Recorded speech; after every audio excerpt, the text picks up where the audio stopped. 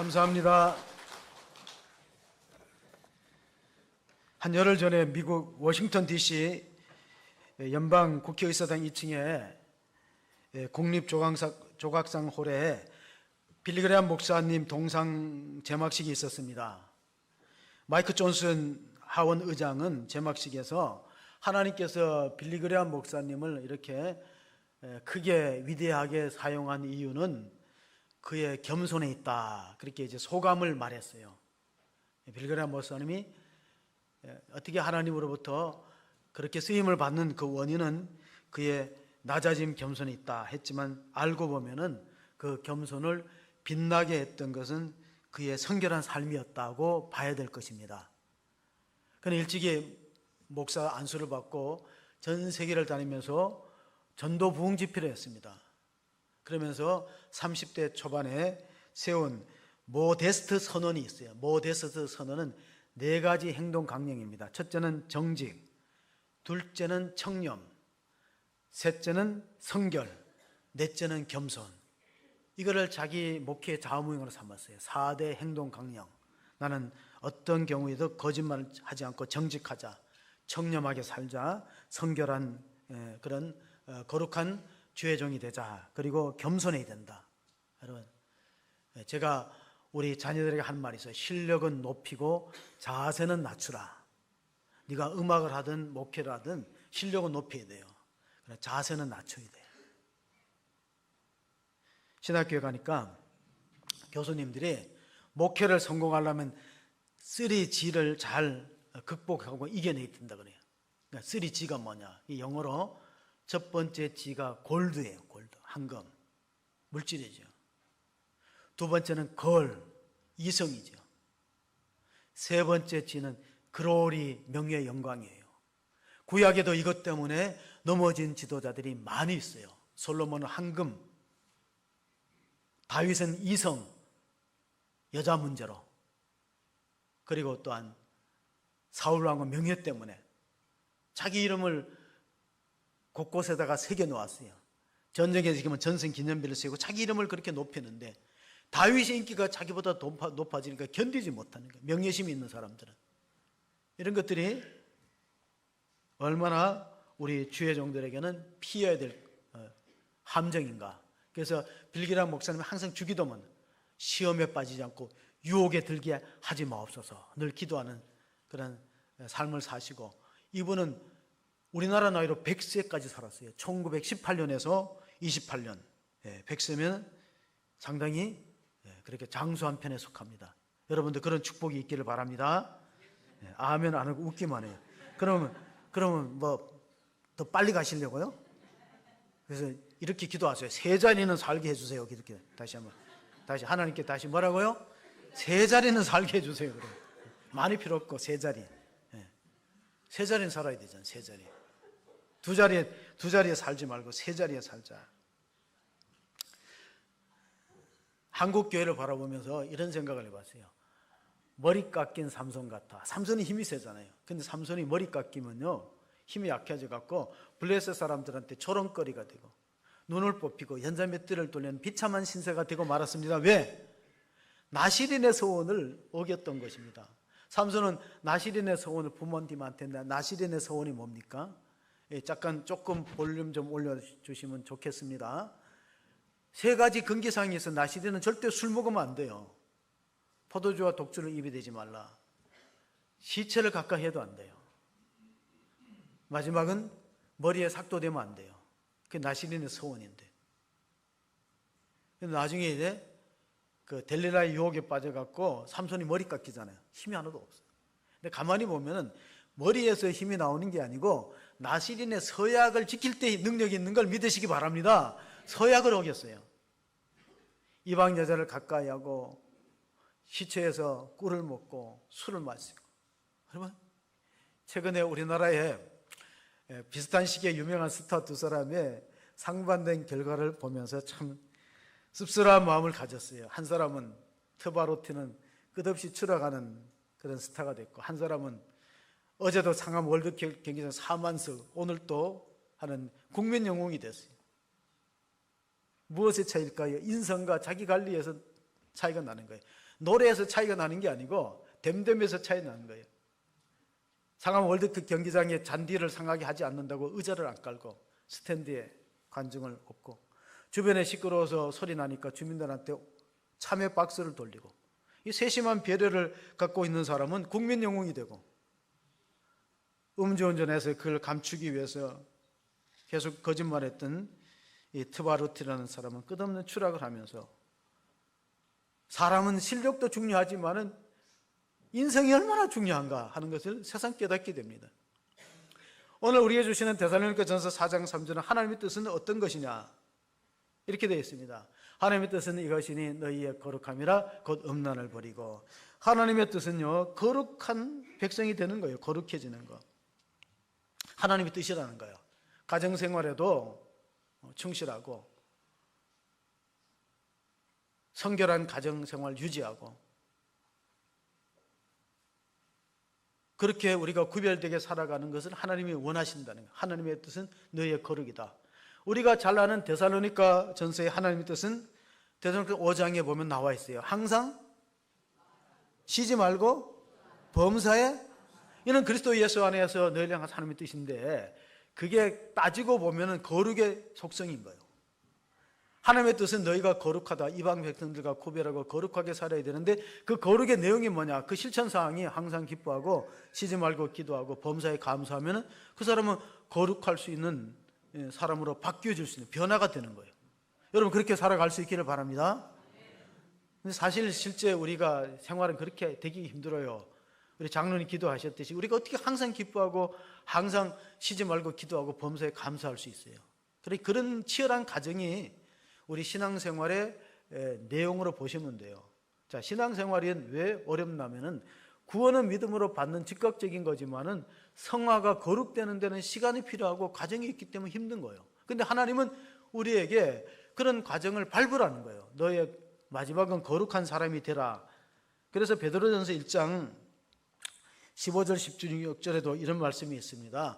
오직 너희를 부르신 거룩한 이처럼 너희도 모든 행실에서 거룩한 자가 되라. 기록되었으되 내가 거룩하니 너희도 거룩할지어다 하셨느니라. 자, 우리는 하나님 나라에 가서 영원히 살아야 될 택한 백성이고 구원받은 백성인데 하나님이 거룩한데 우리가 거룩하지 못하면 한 집에 살기가 어렵다는 거예요. 내가 거룩하니 너희도 거룩해서 하나님 집에서 영원히 살도록 약속받은 사람들이 성도이기 때문에 이 거룩이라는 개념을 주목해 볼 필요가 있습니다.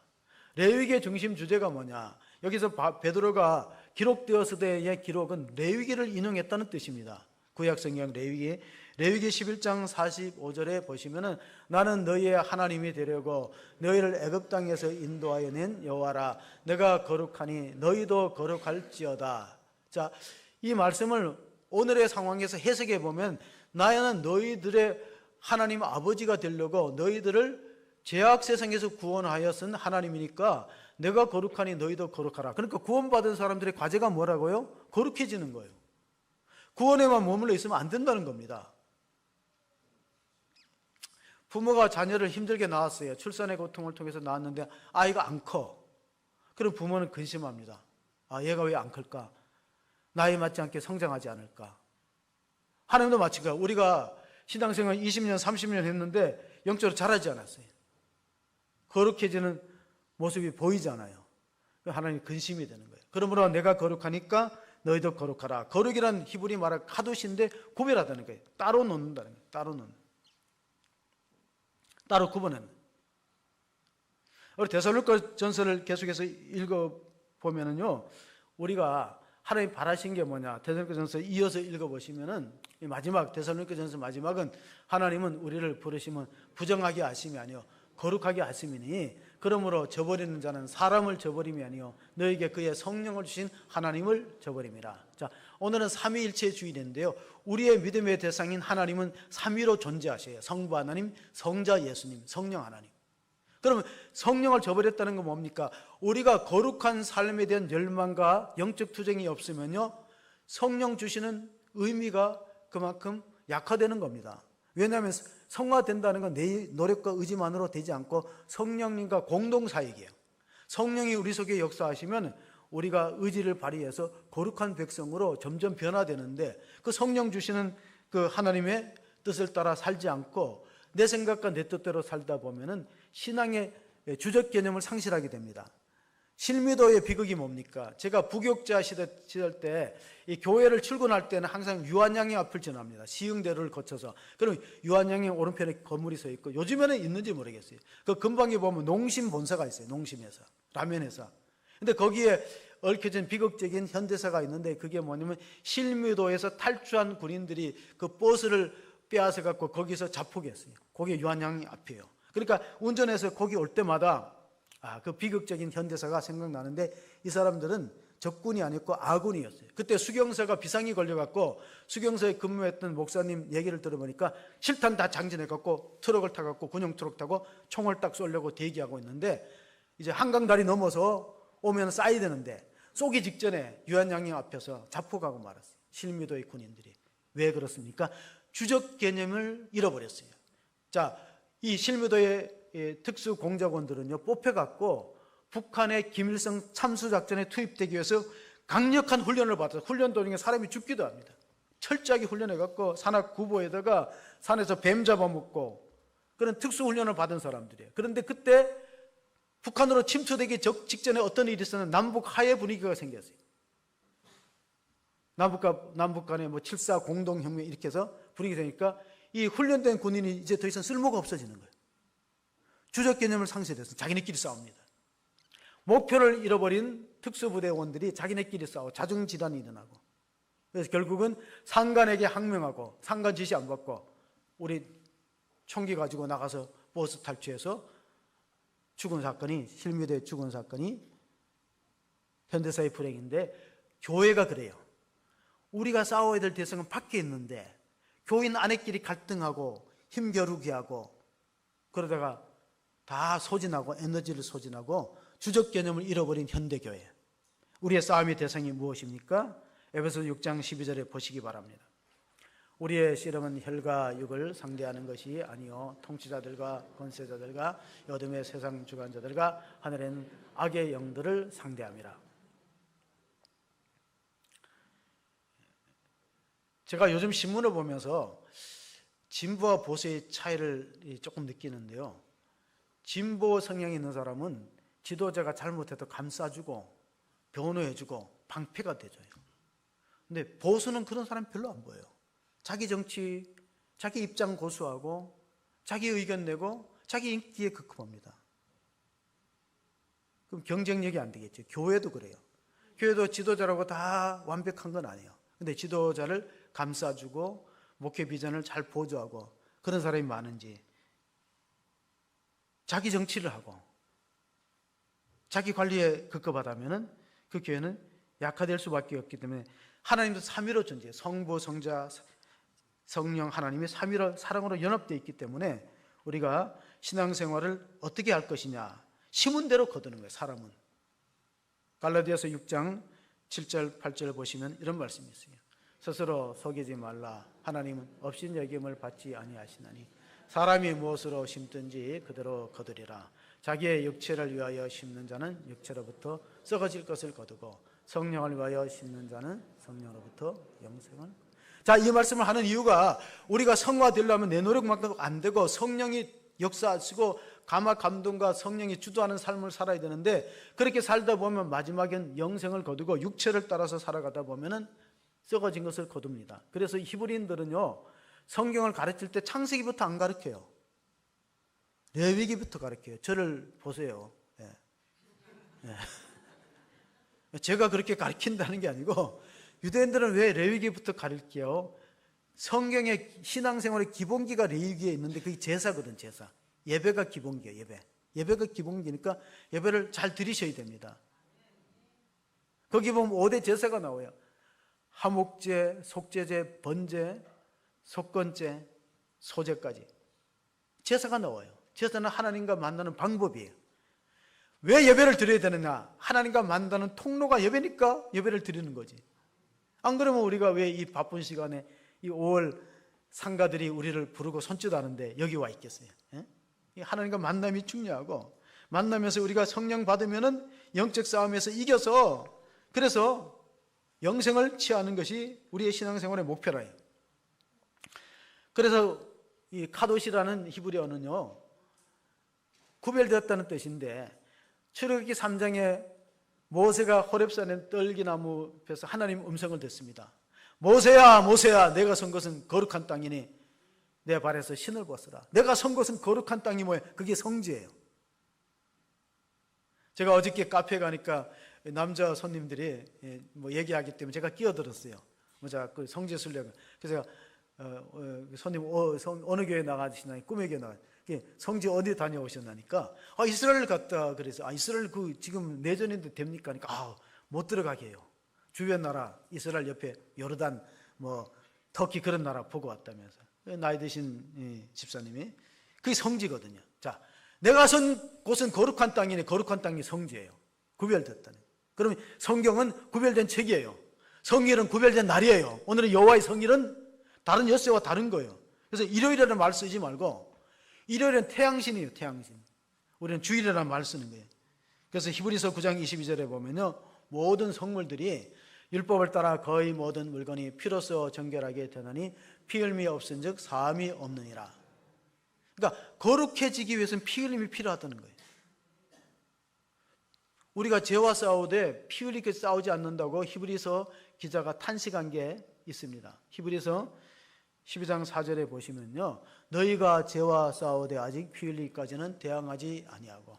자, 실미도의 특공대들은요, 북한의 경비망을 뚫고 김일성 관저로 가서 참수작전, 목다기리 하는 게 훈련인데 왜 그렇습니까? 1회 4군 부대가 김신조가 청와대에 기습했잖아요. 그러니까 청와대가 기습하니까 우리도 똑같은 동일하게 상대해 주겠다. 그렇게 양성된 게 실미도 특습 북한 공작원이에요. 근데 이제 못 가게 하니까 목표가 없어지잖아요. 그리고 신앙생활의 목표가 뭐냐? 구원이 아니에요. 거룩이 목표는 거룩. 거룩이 목표이기 때문에 우리는 누구를 닮으려고 애써야 돼? 예수님 닮으려고 애쓰는 게 신앙생활의 목표예요. 그러니까 신앙생활은 딱 두 가지로 결정이 됩니다. 예수님을 잘 전하는 사람하고 예수님을 닮아가는 사람이 신앙이 좋은 걸 믿으시기 바랍니다. 그것이 믿음 좋은 거예요. 나가서 예수님을 잘 전하는 전도자가 되고 안으로 그 인격과 삶이 예수님 닮아가고, 그럼 그 사람이 믿음이 좋은 거예요. 직분이 높다고 목사라고 믿음이 좋습니까? 여러분, 한경직 목사님이 남한산성에서 은퇴하고 거기 사셨어요. 목사님들이 찾아가서 인사를 드렸어요. 목사님이 건강하세요? 어떻게 지내세요? 후배들한테 좋은 말씀 한마디 해주세요 할 때 뭐라고 말했는지 아십니까? 목사님들 예수 잘 믿으세요. 굉장히 의미심장한 말이에요.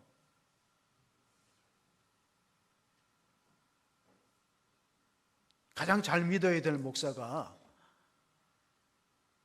예수님을 잘 안 믿는 일이 일어날 수 있다는 거예요. 그래서 제가 걱정하는 게 뭐냐면은, 원래 우리 교단의 목사 시험 최초로 1000명 미만이 응시했어요. 여태까지 우리 통합 측의 목사고시에 1000명 미만이 지원한 건 처음이에요. 그럼 뭘 말합니까? 목사 안 하겠다는 거고 신학생도 줄어요. 그래서 교단에서 우려하는 게 뭐냐면, 이러면은 목회자의 질적 저하가 나타나고 인격과 실력을 갖춘 목사 찾기는 점점 희박해진다는 얘기예요. 그건 한국교회 불행이고 성도들의 고통이 될 수도 있어요.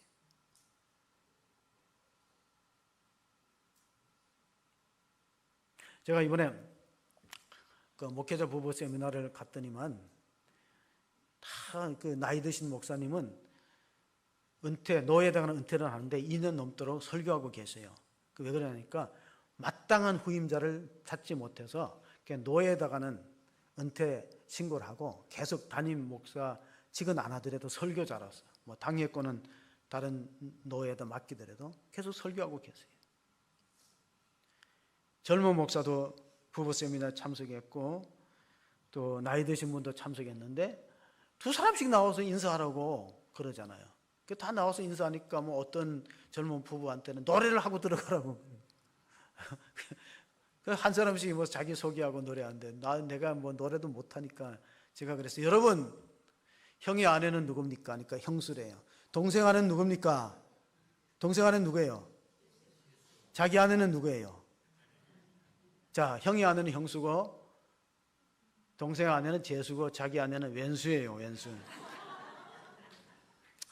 그랬더니 웃으시더라고요. 저는 적과의 동침이 41년째다 그래요. 적과의 동침. 목사가 가장 인정받기 어려운 상대가 사모예요. 사모. 그렇잖아요. 가장 가까이서 말하고 행동하는 걸 지켜보니까 측근에게 존경받기가 얼마나 어려워요. 그래서 제가 그렇게 웃자고 말은 했지만 제가 여러 목사님들한테 얘기했어요. 제가 살아보니까 원수가 아니고 천사였더라. 천사였더라.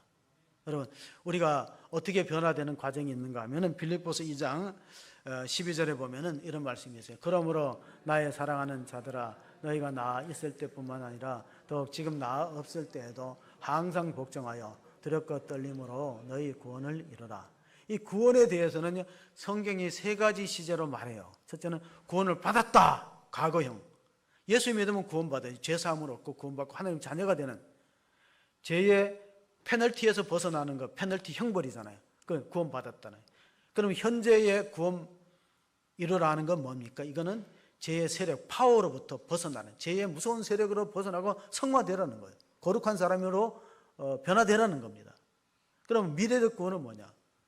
앞으로 구원받을 것이다. 미래적 구원은 뭐냐면은 이제 우리의 존재가 부활하여서 죄와 연약성을 벗어버리고 부활의 몸을 입고 하나님 나라에 영원히 사는 건 미래적 구원이에요. 그건 죄의 현존 프레젠스로부터 벗어나는 것이다. 제가 젊을 때 마태복음 5장 48절을 읽고 충격을 받은 적이 있어요. 마태복음 5장 48절, 그러므로 하늘에 계신 너희 아버지가 온전하신 같이 너희도 온전하라. 그게 마태복음 5장 48절인데 자막을 안 띄웠으니 혹시 관심 있는 분들은 나중에 찾아보세요. 그게 왜 청년인 나한테 충격이 나면요, 하나님은 거룩한 분이시지만 우리는 육신을 갖고 이 죄악된 세상을 살아가는데 우리가 하나님처럼 어떻게 온전하게 될 수 있습니까? 따지고 싶었어요. 근데 하나님은 그렇게 말합니다. 하늘의 아버지가 온전한 같이 너희도 온전하라. 우리가 마틴 루터가 종교에 있기 때문에 오직 믿음을 강조하니까 율법을 무시하는 거로 오해해서는 안 돼요. 마틴 루터는 이렇게 말했어요. 여러분이 세상 속에서 작은 예수가 되십시오. 그게 종교개혁의 정신이에요. 작은 예수. 여러분이 세상 속에서 작은 예수가 되라는 거예요. 칼빈은 성화 없이는 칭의가 없다. 성화 없이는, 거룩해지는 것 없이는 칭의가 있을 수 없다는 말도 하기도 했습니다. 로마서를 보면은 우리의 신앙의 과정이 세 가지로 나와 있습니다. 자, 세 가지로 어떻게 나와 있습니까? 로마서 8장, 하나님의 미리 정하신 자들을 또한 그 아들의 형상을 본받게 하기 위하여 미리 정하셨으니 이는 그로 많은 형제 중에서 맏아들이 되게 하려 하심이라. 또 미리 정하신 그들을 또한 부르시고 부르신 그들을 또한 의롭다 하시고 의롭다 하신 그들을 또한 영화롭게 하셨느냐. 자, 구원에서 의롭다 하는 것은 과거적 구원입니다. 잘 보세요. 영화롭게 한다는 건 미래적 구원이에요. 우리가 하나님 나라 가면 몸이 바뀌어요. 부활한 몸을 입고 영화롭게 되는 그런 과정이 뭐 있는가? 그 중간에 현재적으로 하나님의 아들의 형상을 본받는, 29절에 나와 있는 하나님의 아들을 형상을 본받는 성화의 과정이 우리 신앙생활의 과정이에요. 그러면 우리 이런 생각을 가져야 돼. 내가 작년보다 얼마나 더 거룩해졌는가? 내가 말이나 생각이나 삶이 작년보다 얼마나 성화되었는가? 그럼 그 사람은 발전이 있는 사람이에요. 사람은 많은 것을 소유할 때도 만족이 있지만 성장할 때도 만족이 있는 거예요. 여러분, 아이가 잘 자라난다. 그 부모는 아이가 잘 자라나는 것이 뭐 돈을 버는 건 아니지만 얼마나 기쁨이 있어요. 성장이 기쁨과 보람이잖아요. 사도 바울이 갈라디아 교인들한테 주시는 말씀 가운데 갈라디아서 4장 19절에 보면 이런 말씀이 있습니다. 나의 자녀들아, 너희 속에 그리스도의 형상이 이르기까지 다시 너희를 위하여 해산하는 수고를 하노니. 자, 해산하는 수고는 뭡니까? 전도하고 한 사람의 신자를 양육하는 것은 해산의 고통처럼 어려워요. 그런데 왜 또 낳고 왜 또 전도하고 왜 또 양육하냐면 자라는 걸 보면 기쁨이 있다는 거예요. 이런 기쁨입니다. 여러분이 안 믿는 불신자를 전도했어요. 나가자 하는데 이리 핑계대고 저리 빼다가 나와서 은혜 받고 세례 받고 집사가 됐어요. 얼마나 기뻐요. 보람이 있어요. 그게 나의 자녀들아, 너희 속에 그리스도의 형상이 이루어가는 것보다 너 큰 기쁨이 없으니까 그런 사람은 또 나가서 전도하겠죠. 요즘에 자녀들 안 나와서 국가적인 문제가 되고 있는데 이런 신문 보도를 봤어요. 양육 부담이 거의 여자한테 있기 때문에 안 넣으려고 그래요. 양육 부담이 거의 여자한테 있대. 출산도 여자가 하잖아요. 뱃속의 열단도 여자가 잉태하고 출산의 고통도 여자가 하죠. 그래서 양육은 좀 나눠야 되는데 또 양육의 부담도 되게 이제 아내들한테 많이 있기 때문에 기피하는 것 같아. 이제 남성들이 이제 생각을 바꿔야 돼. 배는 건 내가 못한다. 아는 남자가 못 배잖아요. 배는 건 못하고 놓는 건 내가 못하는데 키우는 건 같이 키우겠다고 해주시기 바랍니다. 물론 이제 직장으로 제약을 받지만 그렇게 따지면 여성도 직장에 제약을 받는 거예요. 뭐 그렇게 해야지만 이게 되지. 교회도 마찬가지예요. 어떤 분이 저한테 그러더라고요. 왜 등록은 됐는데 교인이 많이 뿔지 않았나 그래서 등록되는 거는 출산인데 이게 교회 안에서 정책되고 양육되는 거는 이게 아이 낳는 그 이상의 어려움이 있어요. 그래서 후진국일수록 유아 사망률이 높아. 제가 어릴 때는요, 이 아이들 동급생 아이들이 나하고 틀렸어요. 2살 많아서. 왜냐면 호적 신고를 안 했어. 나중에 죽어버리니까. 그러니까 새신자 정착률이 높은 교회는 선진국형 교회고 새신자에 들어왔다가 정착하지 못하면 후진국형 교회예요. 우리가 정말 그런 데 관심 가져야 되겠죠. 미국의 정치가 벤자민 프랭클린은 기독교인은 다른 사람들이 하나님을 볼 수 있게 하는 열쇠와 같다 그래요. 좀 어려운 말일 수도 있지만 기독교인은 다른 사람들이 하나님이 어떤 분이 있는가를 볼 수 있는 열쇠와 같기 때문에 우리의 가정생활도 이웃에 다 노출됩니다. 믿는 사람의 데살로니가전서 4장 4절 6절을 보시면 각각 거룩함과 정기함으로 자기 아내 대할 줄을 알고 하늘 모르는 이방인과 같이 세욕을 따르지 말고 일의 분수를 넘어 형제를 해하지 말라. 이는 우리가 너에게 미리 말하고 증언한 것 같이 이 모든 일에 주께서 신원하여 주심이라. 자, 믿는 자의 가정생활은 성별되고 거룩해서 안 믿는 사람하고 차이가 나야 된다는 겁니다. 그리고 믿음의 가정의 아이들은 또 세상에서도 질서를 잘 따르고 물건도 아끼고 제자리에 놓고 또 전등이 켜 있으면 꺼주고 자기 물건처럼 아끼고 이런 것들은 어디 성경에는 안 나와 있지만요, 기본적인 거예요.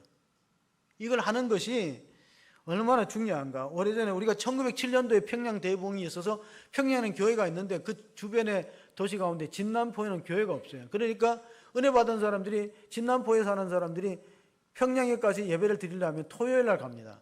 토요일 날 가고 주일 날 예배 드리고 쉬고 월요일 날 와요.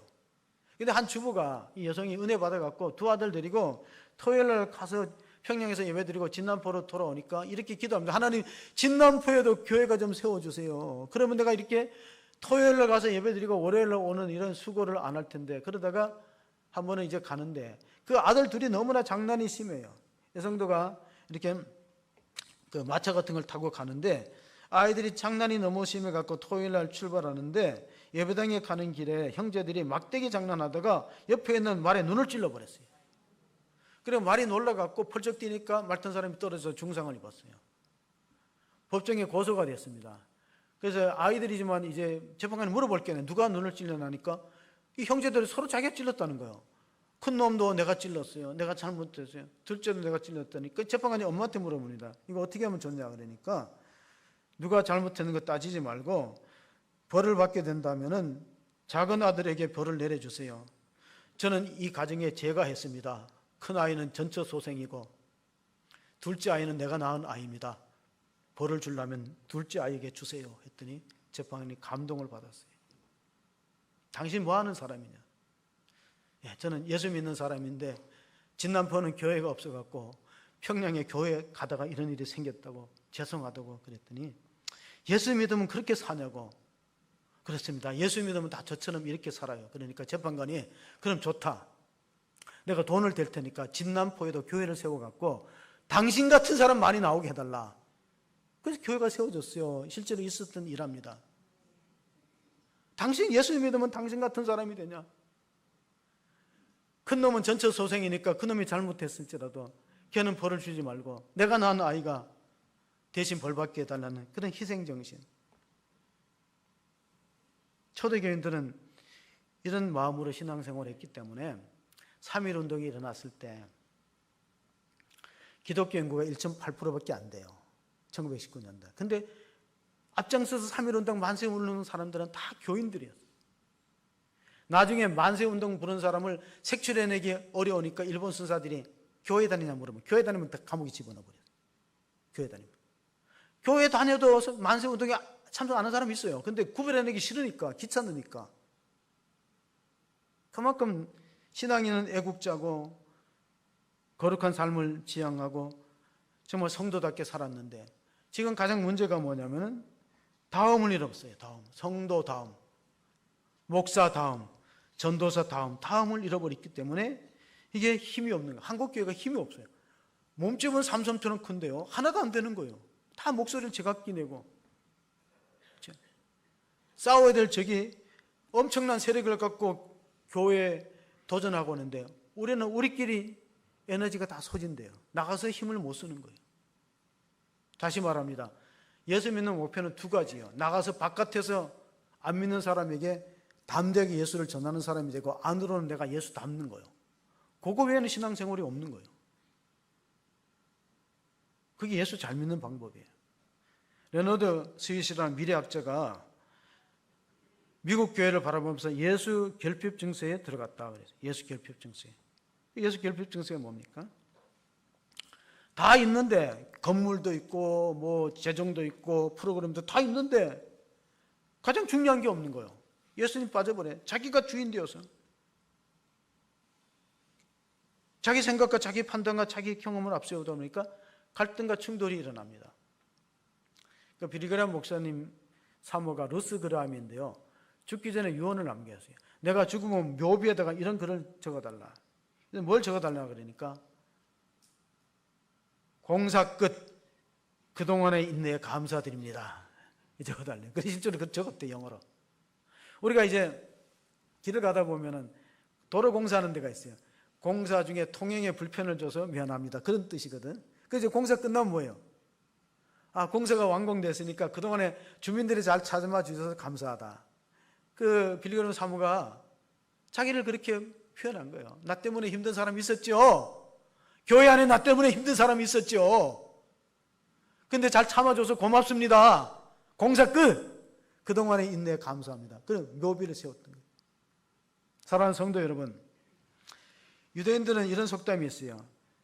하나님은 아내의 눈물방울을 세고 계신다. 아내의 얼굴은 남편의 이력서다.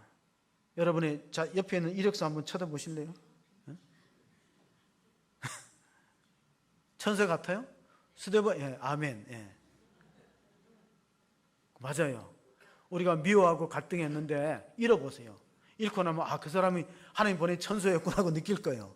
이제 그런 마음으로 살고 있어요. 스데반이 마지막 죽을 때 얼굴이 천사와 같았던 내용이 사도행전 6장 15절에 있습니다. 같이 봅니다. 공회 중에 앉은 사람들이 다 스데반을 주목하여 보니 그 얼굴이 천사의 얼굴과 같더라. 여러분, 돌 맞고 막 피 흘리면 죽는데 얼굴이 어떻게 천사가 될까? 막 이를 갈고 험상 굽고 막 이 얼굴이 이그러지면서 막 살기가 품어야 되는데 그렇게 안 했거든. 성령 충만했기 때문에.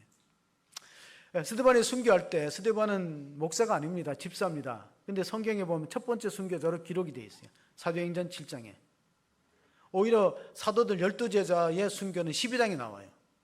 야고보가 주의 제자 야고보가 헤롯의 칼에 의해서 죽었다. 스데반은 인격이 상당히 성화되었던 경지에 있기 때문에 하나님을 바라보고 하늘이 열리고 영안이 열려서 하나님이 우편에 예수님이 서신 것을 보고 원수를 미워하는 마음도 없고, 그러니 그 용서하는 마음 때문에 또 하나님 나라에 들어갈 이 소망 때문에 얼굴이 천사와 같이 빛이 났다는 사실을 보여주면서 우리의 신앙에 열매가 무엇이 필요한가? 9가지 열매가 필요한데 그 성령의 9가지 열매가 성화의 열매입니다. 같이 한번 보시면은 갈라디아서 5장 22절 24절에 보시면 오직 성령의 열매는 사랑과 희락과 화평과 오래 참음과 자비와 양성과 충성과 온유와 절제니 이 같은 것을 금지할 법이 없느니라. 그리스도 예수의 사람들은 육체와 함께 그 정욕과 탐식을 십자가에 못 박았느냐. 자, 우리가 왜 열매가 안 나타나냐면요, 나의 욕심과 내 육체를 십자가에 못 안 박았어요. 내가 살아있어. 자아가 살아있으니까 충돌이 있고 갈등이 있고 어려움이 있어요. 자기가 죽어보세요. 가정에서도 한 사람이 완전히 십자가 안에 죽어버리면요, 다툼이 일어날 수가 없어요. 둘 다 살아있거나 아니면 한 사람이라도 정말 죽게 된다면, 교회도 어떤 분이 그 수포에 갔더니요, 이사 온 사람한테 수포 주인이 전도를 하는데 수포 주인이 교회를 안 나가. 그래서 저 교회 나가라고, 저 교회 목사님이 설교 잘한다 그래서, 아니 당신 교회 안 나가는데 그 교회 목사님이 설교 잘하는지 어떻게 아냐니까, 목사님 바뀌고 나서 외상값을 잘 갚는데 그 설교를 제대로 하는 거예요. 설교를 추상적으로 하지 않고 삶에 적용되도록 하니까 성도들이 우리가 기본적으로 지켜야 될 것 지켜야 돼. 남한테 피해가 가지 않도록. 가끔 운전하다가 막 나도 모르게 욕이 나오면 아내가 막 목사가 그러면 되냐고 막 그러거든요. 제가 성화가 안 됐어요. 막 갑자기 끼어들고 막 욕이 나오면 목사가 그렇게 하면 참아야지. 참기는 참는데, 아, 내가 참 성화가 안 됐구나. 그 부족함을 느끼는데, 자, 우리가 어떻게 성화가 되어야 될 것이냐. 디모데전서 4장 4절 5절 보면 이런 말씀이 있어요. 하나님께서 지으신 모든 것이 선함에 감사함으로 받으면 버릴 것이 없나니 하나님의 말씀과 기도로 거룩하여 지으라. 자, 하나님의 뜻은 우리의 거룩이라는 것이 성경의 중심적인 명령이에요. 구원받는 데서 머물러 있으면 영적 어린 아이의 상태에 있고 장성한 분량에 이르지 못하기 때문에 하나님 아버지가 근심하는 거예요. 20년 30년 믿었는데 왜 저렇게 성화가 되지 못하고 거룩해지지 못했는가. 그럼 어떻게 하냐면 말씀과 기도로 거룩해지기 때문에, 이번에 저희들 인사할 때 우리 보고 닮았다 그러더라고. 우리 부부가 닮았다는 얘기를 들으니까 내가 좀 손해보는 느낌도 아닌가요? 아내가 손해보는 느낌인가? 여자는 여자 편이네. 우리가 인사하니까 우리 목회자 세미나 가서 들으면 두 사람이 닮았네요. 그래서 내가 좀 미치는 장성 아닌가? 그런 생각을 해봤는데, 여러분, 왜 닮냐면요, 제가 학교 때 영어 교재 가운데 보면은요, 큰 바위 얼굴이라는 영문이 있어요. 영어를 해석하는 건데, 중학생 때. 나델 호든이 쓴 단편인데요, 어느 마을에, 한적한 마을에 바위에 사람 얼굴 같은 모양이 있어요. 그러니까 마을 사람들은 전설처럼 내려오는 이야기가 뭐냐면, 이 마을에 앞으로 훌륭한 사람이 온다. 저 바위에 새겨진 얼굴 같은 사람이 오면 우리나라가 우리 마을이 행복해지고 좋아진다. 그래서 기다렸는데, 게더 골드라는 사람이 왔어요. 게더 골드는 황금을 끌고 모은다는 게더 골드. 사업가인데요, 오만해요. 사람들이 실망했어요. 저 사람은 아니다. 좀 있다 보니까 군인이 왔어요. 늠름한 군인이 와 씩씩해서, 이 사람이 큰 바위 얼굴에 기대했는데 그 사람은 교만해요. 아니에요. 세 번째는 정치가가 왔어요. 말로는 막 주민들을 위한다고 막 좋은 얘기하는데 뒤로는 욕심이 가득한 사람이에요. 저 사람도 아니다. 네 번째는 시인이 왔어요. 이 시인은 아름다운 자연을 보고 시를 쓰고 하기 때문에 저 사람이 큰 바위 얼굴의 주인공이라고 기대를 했는데, 그분이 오히려 예배당에 들어갔을 때 그 마을에서 성장했던 어니스트라는 사람이, 그 큰 바위 얼굴을 어릴 때부터 보고 자랐던 설교자가 있어요. 설교자가 설교하는 모습을 보고 시인이 외쳤어요. 저 사람이 주인공이다. 어네스트가 큰 바위 얼굴과 닮아있다. 단편의 이야기는 늘 쳐다보는 사람이 닮는 거예요. 늘 쳐다보는 사람이. 왜 닮겠어요? 늘 쳐다보고 생각하니까. 우리가 주님을 생각하고 주님을 십자가를 쳐다보고 말씀을 읽고 그 하늘 가까이 하면 닮아가는, 그게 거룩이라는 걸 기억하고 말씀과 기도로 거룩해지니, 우리 인생에 어떤 위기가 있을 때 다시 기본으로 돌아오셔야 돼요. 창세기에 보면요, 야곱이 성공했습니다. 아내와 자식을 거느리고 재산도 많아요. 근데 가정에 우환이 생겨요. 세겜에서 딸이 나갔다가 성폭행 당하고, 오빠들은 동생 복수한다고 세겜 사람들을 할례시켜서 다 죽이고, 그 마을에 살 수 없고 도망가요. 그때 야곱이 깨달은 게 뭐냐면, 하나님 앞에 가서 예배드리자. 우리 집안이 완전히 이제 거의 다 죽게 생겼고 위기에 처해 있다. 하나님 만나야 된다. 그래서 베델로 올라가자. 창세기 31장 1절 2절에 보면 하나님이 야곱에게 이르시되 일어나 베델로 올라가서 거기에 거주하며 내가 내 형제 낫을 피하여 도망하던 때에 내가 나타났던 하나님께 거기서 제단을 쌓아라 하신지라. 야곱이 이에 자기 집안 사람과 자기 집에 한 모든 자에게 이르되 너희 중에 있는 이방 신상들을 버리고 자신을 정결하게 하고 너희 의복들을 바꾸어 입으라. 야곱이 집안이 풍지박산의 위기 속에 깨달은 것은 창세기 28장에 나를 만났던 하나님을 그 장소에 교회를 세우겠다고 서약했는데 안 지켰거든. 베들로 올라가자. 제단을 쌓자. 우리가 살 길은 하나님 만나고 예배하는 길밖에 없다. 그리고 이방 신상을 제하여 버리자. 스스로를 성결케 하고 거룩케 하고 옷을 갈아입자. 여러분, 어거스틴이라는 사람이 탕자였어요. 최고의 신학자로 알려진 어거스틴이 탕자였는데 어머니 기도를 통해서 회개하고 성자가 되었어요. 그가 변화된 말씀은 로마서 13장의 말씀이에요. 밤이 깊고 낮이 가까웠으니 어둠의 일을 벗어버리고 빛의 갑옷을 입자. 자, 주님이 오실 날이 가까우니까 음란과 호색하고 술 취함과 방탕을 벗어버리고 정욕을 피하여 주 예수 그리스도로 옷을 입자. 새 옷을 입어요. 야곱의 집안에 우상에 속해 있는 옷을 벗어버리고 스스로를 성결케 하고 예배의 제단을 쌓기 위해서 하나님께로 갈 때 회복이 되는 거예요. 사랑하는 성도 여러분, 우리의 가정에 여러 가지 문제들, 회복되는 길이 거룩함이 있다. 하나님과 관계가 회복되고 제단이 살아나고 정말 우리의 우상을 버리고 스스로를 성결케 하여 하나님 앞에 그리스도로 새 옷을 입고 나아갈 때 하나님 여러분을 회복시키고 고치는 걸 믿으시기 바랍니다. 다시 초발심으로 돌아가는 거예요. 초심으로 돌아가. 불교에서요, 초파일에 방생법회를 합니다. 방생법회. 그게 뭔지 아세요? 저 냇가에 갖고 물고기 가지고 막 풀어줘요. 그러죠. 응? 살생을 하지 말라는 건 소극적인 계명이고 방생을 하는 것은 적극적으로 생명을 살리는 일인데, 그런데 방생법회에 참여했던 사람들이 끝나고 나서 횟집에 가서 소주에 해먹어. 그러면 안 된다는 거예요. 물론 전부 그러는 건 아니지만 그 방생의 의미가 뭐 있냐고. 뭐 우리도 그렇게 될 수 있어요. 우리 겉으로는 주여 주여 하지만은 우리 생활과 하나님의 명령과 너무나 동떨어지게 살아간다면 거룩을 상실한 삼손처럼요. 몸집은 커요. 외형상으로 커. 근데 능력이 없어. 거룩이 능력이고 거룩이 행복이기 때문에요. 행복은 성적순이 아니고 성화순이다. 굉장히 중요한 말이니까 한번 해보세요. 행복은 아침 안 드셨어요? 행복은 성적순이 아니고 성화순이다. 거룩한 사람이 행복한 거예요. 일단 거룩한 사람은 마음이 편안해. 욕심이 없고 행복한 거예요. 가정이 화목해. 거룩을 추구해야 돼요. 어느 정도로 거룩을 추구해야 되냐면요, 이제 주님이 오실 날이 얼마 남잖아요. 재림할 때 5장에 보면, 대사님 5장에 나와 있어요. 이상하게도요, 성자는 참회록을 써요. 근데 감옥에 가면 다 자기 잘못 하나도 없다 그래요. 감옥에 가면 자기 다 억울해서 들어왔다는 거예요.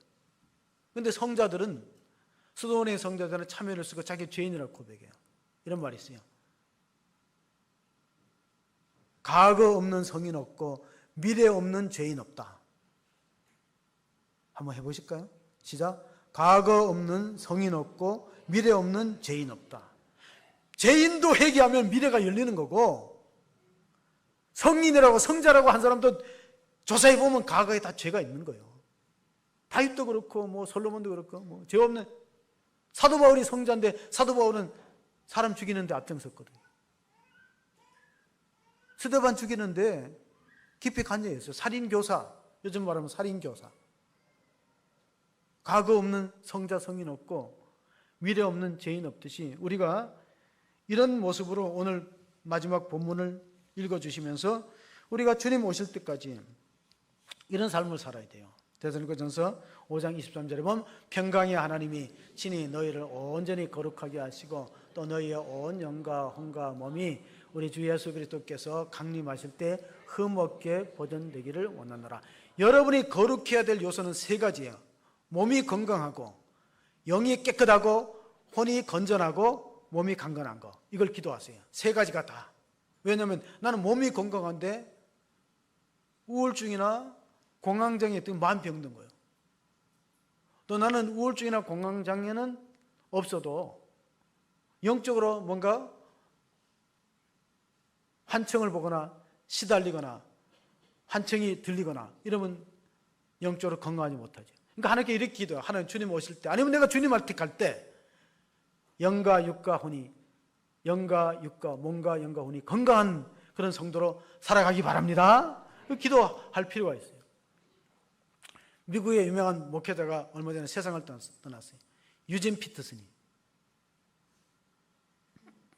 그분을 가리켜서 목회자의 목회자로 불러요. 목회자를 잘 가르치는, 그러니까 목회자의 목회자, 목회자의 스승이죠. 그 유진 피터슨이라는 영성가가 이렇게 말했어요. 자기가 목회할 때 성도들이 변하지 않는 것 때문에 너무 힘들었다는 거예요.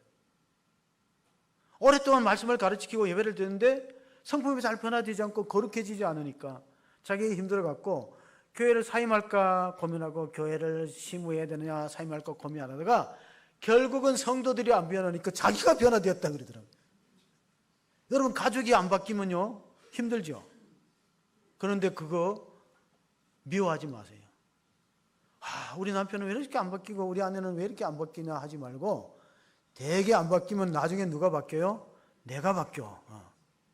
내가 바뀌어. 그러면 우리 남편과 우리 아내는 나에게는 성화의 수단이 된 걸로 믿으시기 바랍니다. 그런 아내를 만났고 그런 남편을 만났고 내가 성화됐잖아.